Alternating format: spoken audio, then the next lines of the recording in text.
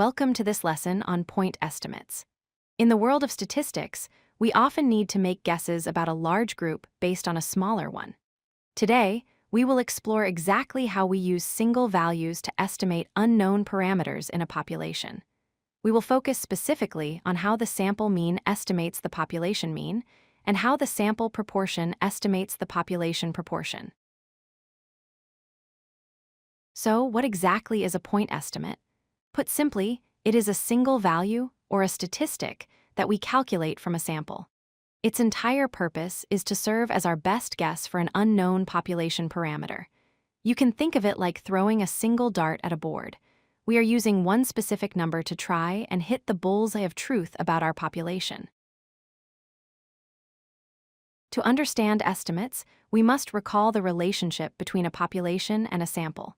The population is the big picture, the entire group we want to study. The data describing it is called a parameter, and usually, this is unknown to us because the group is too large to measure perfectly.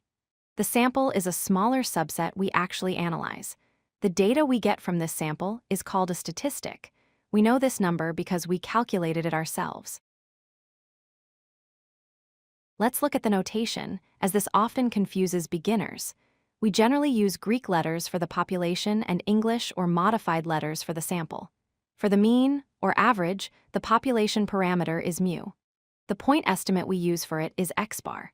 For proportions, or percentages, the population parameter is PR estimate for it is p-hat. Memorizing these pairings is crucial for statistics. Let's dive into the first pair. When we want to know the average of a population, we look at x-bar.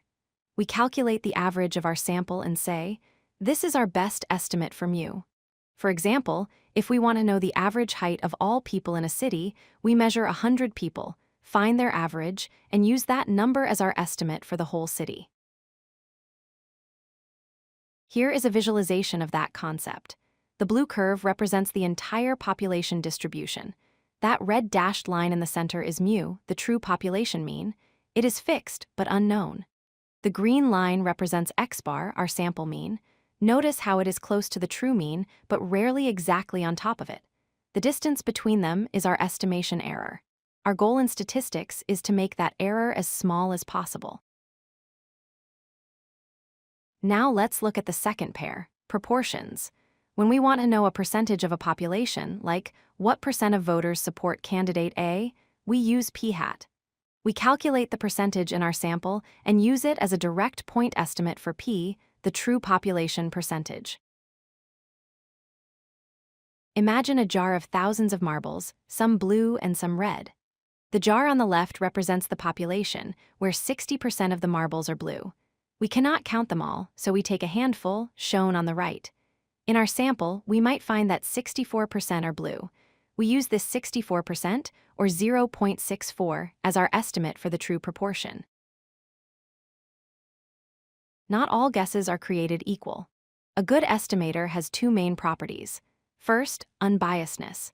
This means that if we took many samples, the average of our estimates would equal the true parameter. We are not constantly shooting too high or too low. Second, efficiency. This refers to precision. Among unbiased estimators, we prefer the one with the smallest variance, meaning our estimates are consistently close to the target. To wrap up, remember that a point estimate is just a single number from a sample used to guess a population parameter.